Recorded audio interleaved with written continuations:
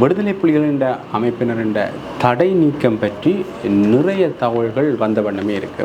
2001ஆம் ஆண்டு பிரித்தானியா இந்த அமைப்பினருக்கு தடையை விதிக்கணும். தடை விதித்த பிறகு 2018ஆம் ஆண்டு நாடு கடந்த தமிழ் அரசாங்கம் பிரித்தானிய உள்துறை அமைச்சகத்துக்கு ஒரு கோரிக்கையை முன்வைக்குது. விடுதலை புலிகளின் தடையை நீக்கணும் என்ற கோரிக்கைக்கு அவர்கள் கூடுதல் பிரதிநிதித்துவத்தை வழங்கணும். அது மட்டும் இல்லாமல் இந்த தடையை நீக்கிறண்டா அக்டோபர் மாதம் 12ஆம் தேதி மேன்முறையீடு செய்யணும். செஞ்ச பிறகு இது பற்றின வழக்குகள் தொடர்ந்து நடந்த வண்ணமே இருந்தது. முன்னாள் பிரதமர் ராஜீவ்காந்தி கொலை வழக்கு பிறகுதான் இந்த தடை விதிக்கிற சம்பவங்களே நடந்து. இந்திய உயர்நீதிமன்றம் இந்த கருத்தை முன்வைச்சாப்படுறது. அதாவது 2009ஆம் ஆண்டுக்கு பிறகு இராணுவ ரீதியாக விடுதலை புலிகள் தோற்கடிக்கப்பட்டாலும் கூட சர்வதேச அளவில் அவர்களது செயற்பாடுகள் தொடர்ந்த வண்ணமே இருக்கின்றது. 30 நாளுக்குள்ள தங்களது கருத்தை முன்வைக்கணும் என்று அவர்கள் ஒரு அறிவித்தலை முன்வைச்சிருக்கிறார். அன்வர் காஜியான் அவர்களின் வாகனத்தில் தான் நான் வந்து இங்கு சேர்ந்தேன். அந்த இருவராலையும் தான் நான் அன்று காப்பாற்றப்பட்டேன். எங்களுடைய மதிப்புரை ஜனாதிபதி ரணில் விக்ரமசிங்கே அவர்கள் தான் என்னை வரும்படி அழைத்திருந்தார். எல்லாரும் தவறாக புரிந்திருக்கின்றார்கள். என்னை ஜனாதிபதி மஹிந்த ராஜபக்ஷ வர வைத்தார் அல்லது கோட்டாபய வர வைத்தார்.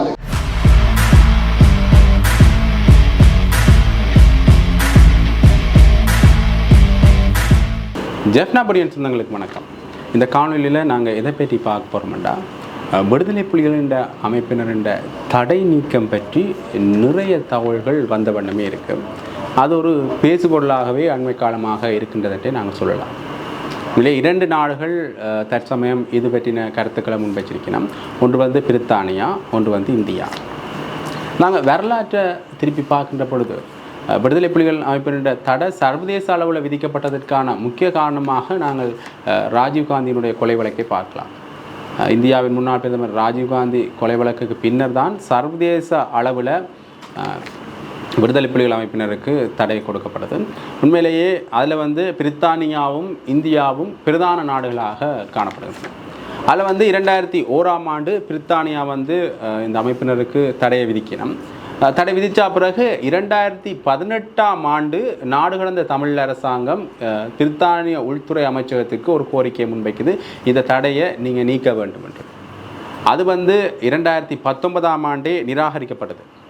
அவர்கள் முன்வைச்ச அந்த கோரிக்கை பிரித்தானிய உள்துறை அமைச்சகத்தால் 2019ஆம் ஆண்டே நிராகரிக்கப்பட்டது. பின்னர் 2021ஆம் ஆண்டு மே மாதம் 13ஆம் தேதி கூடுதல் பிரதிநிதித்துவத்தை வழங்கணும். அதாவது இந்த நாடு கடந்த தமிழ் அரசாங்கம் முன்வைச்ச கோரிக்கைக்கு, விடுதலை புலிகளின் தடையை நீக்கணும் என்ற கோரிக்கைக்கு அவர்கள் கூடுதல் பிரதிநிதித்துவத்தை வழங்கணும். அது மட்டும் இல்லாமல் இந்த தடையை நீக்கிறண்டா பிரித்தானியாவின் இராஜாங்க செயலாளர் தான் நீக்குவார் என்ற கோரிக்கையை முன்வைக்குது. அதன் பின்னர் 2021ஆம் ஆண்டு ஆகஸ்ட் 31ஆம் தேதி மீண்டும் தங்களோட தடையை தொடரினம் என்ற ஒரு கருத்தையும் அவர்கள் முன்வைக்கினார். அதற்கு பிறகு 2021ஆம் ஆண்டு அக்டோபர் மாதம் 12ஆம் தேதி நாடு கடந்த தமிழ் அரசாங்கம், சிவில் அமைப்புகள் சேர்ந்து இந்த தடையை நீங்கள் நீக்கணும் என்று அவர்கள் சொல்லியிருந்தார். அதாவது விடுதலை புலிகள் அமைப்பின் மீதான தடையை நீக்கணும் என்று பிரித்தானியாவுக்கு மேன்முறையீடு செய்யணும். அவர்கள் அப்படி மேன்முறையீடு செய்த பின்னர் 2021ஆம் ஆண்டு இந்த தடையை அவர்கள் நீக்கணும் என்று மேன்முறையீடு செய்யணும். அதாவது அக்டோபர் மாதம் 12ஆம் தேதி மேன்முறையீடு செய்யணும். செஞ்ச பிறகு இது பற்றின வழக்குகள் தொடர்ந்து நடந்த வண்ணமே இருந்தது. அப்போக்கே அதை பிரித்தானியாவின் தடை அப்படியே தொடர்ந்து நீடிச்சு கொண்டே இருக்கு. அதன் பின்னர் அவர்கள் திருப்பி கடந்த 21ஆம் தேதி இன்னும் ஒரு கருத்தை முன்வச்சிருக்கணும். அதாவது பிரித்தானியாவின் நீதிமன்றம் இன்னொரு கருத்தை முன்வச்சிருக்கு. தாங்கள் தடையை தொடர்ந்து அவர்கள் முன்வைக்கணும். அதாவது விடுதலை புலிகள் அமைப்பின் மீதான தடையை அவர்கள் நீடிக்கணும் என்று அவர்கள் சொல்லியிருக்கணும். உண்மையிலேயே இது பல இடங்களில் பேசுபொருளாக அமைஞ்சிருக்கு. தொடர்ந்தும் நாடு கடந்த தமிழ் அரசாங்கம் என்ன செய்ய போகுது, அது மட்டும் இல்லாமல் தமிழ் அமைப்புகள், சர்வதேச அளவில் இயங்கி வர தமிழ் அமைப்புகள் இது பற்றி தொடர்ந்தும் என்ன செய்ய போயணும் என்று நாங்கள் பொறுத்திருந்தான் பார்க்கணும். அது மட்டும் இல்லாமல் இலங்கை அரசாங்க ரீதியில் பார்த்தோம்னா வெளியுறவு அமைச்சர் அலி சப்ரி, இலங்கையின் வெளியுறவு அமைச்சர் அலி சப்ரி இதற்கு வரவேற்பை தெரிவிச்சிருக்கிறார். இவர்கள் ஒரு பயங்கரவாத அமைப்பு என்றும் அவர்கள் தடை செய்யப்பட்டது ஒரு நல்ல விஷயம் என்ற மாதிரியும் அவர் தன் வரவேற்பை பதிவு செஞ்சிருக்கிறார். அவர் மீதான விமர்சனங்களும் தமிழ் தேசியவாதிகளால் முன்வைக்கப்பட்டு கொண்டே இருக்குது. இப்போ சமூக வலைத்தளங்களில் பார்த்தீங்கன்னா இதைத்தான் நீங்கள் இப்போ ஒரு பேசுபொருளாக பார்க்க முடியும். அடுத்ததாக நாங்கள் பார்க்குற நாடுன்னு பார்த்தீங்கன்னா இந்தியா. உண்மையிலேயே பிரதானமான பட்டியலில் இருக்கிற நாடு இந்தியாண்டே சொல்லலாம். ஏனென்றா இந்தியாவின் முன்னாள் பிரதமர் ராஜீவ்காந்தி கொலை வழக்கு பிறகுதான் இந்த தடை விதிக்கிற சம்பவங்களே நடந்து கொண்டிருக்கு. அதாவது சர்வதேச ரீதியில் விடுதலை புலிகள் அமைப்பினருக்கு தடை விதிக்கிற சம்பவங்களே இந்த கொலை வழக்குக்கு பிறகுதான், கொலை சம்பவத்துக்கு பிறகுதான் நடந்து கொண்டிருக்கு. அதன் பின்னர் இந்தியா அண்மையில் ஒரு கருத்து ஒன்று முன்வைச்சிருக்கு. என்று பார்த்தீங்கன்னா 2009ஆம் ஆண்டுக்கு பிறகு இராணுவ ரீதியாக விடுதலை புலிகள் அமைப்பினர் மௌனிக்கப்பட்டாலும் கூட, தோற்கடிக்கப்பட்ட என்று அவர்கள் சொல்லியிருக்கிறோம், நாங்கள் சொல்லியிருக்க மௌனிக்கப்பட்டாலும் கூட அதன் பின்னர் சர்வதேச அளவில் இவர்களது செயற்பாடுகள் தொடர்ந்த வண்ணமே இருக்கென்று அவர்கள் சொல்லினார். அதனால் இந்தியாவின் இறையாண்மைக்கு பாதிப்பு என்ற காரணத்தை காட்டித்தான் இவர்கள் அந்த தடையை விதிக்கணும். இந்திய உயர்நீதிமன்றம் இந்த கருத்தை முன்வைச்சாப்படுறது. அதாவது 2009ஆம் ஆண்டுக்கு பிறகு இராணுவ ரீதியாக விடுதலை புலிகள் தோற்கடிக்கப்பட்டாலும் கூட சர்வதேச அளவில் அவர்களது செயற்பாடுகள் தொடர்ந்த வண்ணமே இருக்கின்றது. ஆக இது இந்தியாவினுடைய இறையாண்மைக்கு பாதிப்பாக அமையும் என்ற காரணத்துக்காகத்தான் உயர்நீதிமன்றம் விடுதலை புலிகள் மீதான தடையை தொடருது. அவர்கள் தொடர்ந்த பின்னர் அவர்கள் இன்னொரு கருத்து முன்வைக்கினம், ஏன் நாங்கள் விடுதலை புலிகள் அமைப்பினருடைய தடையை நீக்க வேண்டும் என்றதுக்கு விடுதலை புலிகள் அமைப்பினரே, விடுதலை புலிகள் மீதான தடையை நாங்கள் ஏன் நீக்கணும் என்றதுக்கு விடுதலை புலிகள் அமைப்பினரே 30 நாளுக்குள்ள தங்களது கருத்தை முன்வைக்கணும் என்று அவர்கள் ஒரு அறிவித்தலை முன்வைச்சிருக்கிறார். உண்மையிலேயே இது பலவிதமாக பலராலும் பேசப்படுகின்றது. உண்மையிலேயே இவர்கள் இந்த தடையை நீக்கினதுக்கான காரணத்தை அவர்கள் சொல்லணும். அதாவது இந்த தடையை நாங்களே நீக்கணுன்றதுக்கான காரணத்தை விடுதலை புலிகள் அமைப்பினரே சொல்லணும் என்று அவர்கள் சொல்லியிருக்கணும். அதுக்கு 30 நாட்கள் கால அவகாசமும் கொடுத்திருக்கணும். இதுவும் இன்று சமூக வலைத்தளங்களில் பலராலும் பேசு பொருளாக காணப்படுகிறது. அது மட்டும் இல்லாமல் இன்னொரு கருத்தை நாங்கள் முன்வைக்கணும் என்னென்னு பார்த்தீங்கன்னா, கருணா அம்மான் அண்மையில் ஒரு கருத்தொண்டை வெளியிட்டிருக்கிறார். என்ன கருத்துன்னு பார்த்தீங்கன்னா, போரை முடிவுக்கு கொண்டு வந்ததற்கு காரணம் ஜனாதிபதி ரணில் விக்ரமசிங்கே என்ற கருத்தின்படி அவர் ஒரு கருத்து சொல்லியிருக்கிறார். தன்னை விடுதலை புலிகள் அமைப்பிலிருந்து வெளியேறி வர்றதை சொன்னது ஜனாதிபதி ரணில் விக்ரமசிங்கே என்றும், அவர்தான் ராஜதந்திர ரீதியாக தன்னை விடுதலை புலிகள் அமைப்பிலிருந்து வெளியில் கொண்டு வந்தவர் என்ற கருத்தையும் முன்வைத்திருக்கிறார்.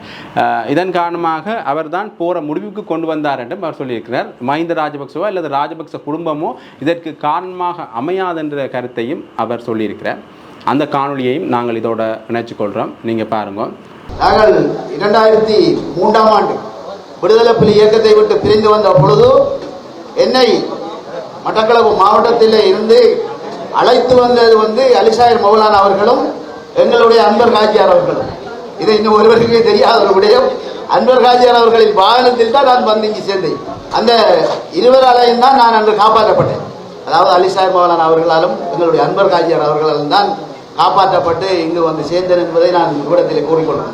அந்த அடிப்படையிலே எங்களுடைய மதிப்புக்குரிய அமைச்சர் வஜீர் அபயவர்த்தன கொடுத்தவர்கள் எங்களுடைய மதிப்புக்குரிய ஜனாதிபதி ரணில் விக்ரமசிங்கே அவர்களின் ஒரு வலதுகையாக தற்பொழுது இருந்து செயற்பட்டு வருகின்றார்.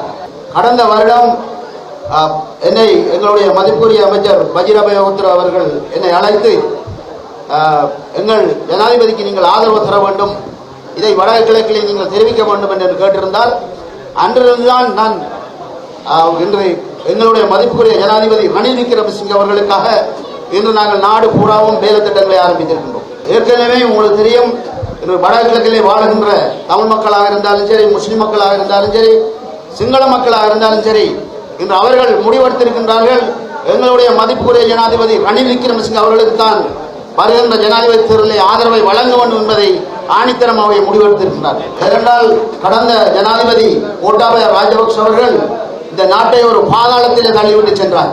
எங்களுடைய மதிப்புக்குரிய ஜனாதிபதி ரணில் விக்ரமசிங்கே அவர்கள் இந்த நாட்டை பொருட்படுத்த பிற்பாடுதான் இன்று நாங்கள் அனைவரும் இன்று சந்தோஷமாகவும் எதுவித பொருட்களுக்கு அதாவது வரிசையில் நிற்காமலும் இன்று வாழ்ந்து வருகின்றோம். இன்னும் ஒரு முக்கியமான விடயத்தையும் நான் கூறி வைக்க விரும்புகின்றேன். பொதுவாக விடுதலை புலிகள் இயக்கத்தில் நான் இருந்த காலகட்டத்தில் இந்த யுத்தம் வேணாம் என்று முடிவெடுத்த பொழுது எங்களுடைய மதிப்புக்குரிய ஜனாதிபதி ரணில் விக்ரமசிங்கே அவர்கள் தான் என்னை வரும்படி அழைத்திருந்தார். எல்லாரும் தவறாக புரிந்திருக்கின்றார்கள், என்னை ஜனாதிபதி மஹிந்த ராஜபக்ச வரவழைத்தார் அல்லது கோட்டாபய வரவைத்தார். அது தவறான ஒரு விடயம். அன்று எங்களுடைய மதிப்புக்குரிய ஜனாதிபதி ரணில் விக்ரமசிங்கே அவர்கள் அன்று என்னை வரவழைத்த வழியால் தான் இந்த நாட்டிலே யுத்தம் முடிவடைந்தது என்பதை நான் இடத்திலே கூறிக்கொள்கிறோம். ஆகவே அன்பாக கேட்டுக்கொண்டுள்ள மக்களே, வருகின்ற தேர்தலில் நாங்கள் அனைவரும் ஒற்றுமையாக இருந்து மதிப்புக்குரிய ஜனாதிபதி ரணில் விக்ரமசிங்கே அவர்களுக்கு எங்களுடைய ஆதரவை தெரிவிக்க வேண்டும் என்பதை இவ்விடத்திலே கேட்டுக்கொண்டு முடித்துக் கொள்கின்றேன். நன்றி, வணக்கம்.